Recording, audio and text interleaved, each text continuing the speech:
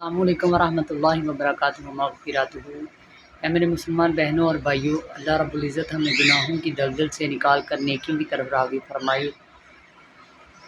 پچھلی امتوں میں نیکیاں اتنی زیادہ نہیں تھیں، اور ہماری امت جو آپ صلی اللہ علیہ وسلم کی امت ہے، ہم آخری امت ہیں، تو ہمارے ہاں پچھلے جو ولی تھے، جو اولیاء تھے، انہوں نے یہ فرمایا کہ اس امت میں نیکیاں ایسے بکھری پڑی ہوں گی کہ ان نیکیوں پہ ثواب بھی پچھلی امتوں کے ہزاروں برس سے زیادہ ہوگا۔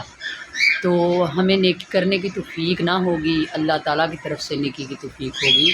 تو میرے مسلمان بہنوں اور بھائیوں، جب اللہ رب العزت مخلوق کی خدمت کا کسی کے ذمہ لگا دیتا ہے تو وہ اس کو اپنے قریب کرتا ہے۔ یہ مت سوچا کیجئے کہ کسی کا بوجھ ہم پہ پڑ گیا، بلکہ یہ سوچا کیجئے کہ اللہ نے آپ کو کسی روپ میں پسند تو کیا ہے، اس نے اپنی کوئی صفت تو آپ کو عطا کی ہے۔ اللہ تعالیٰ ہمیں اس کی رضا میں راضی رہنے کی توفیق عطا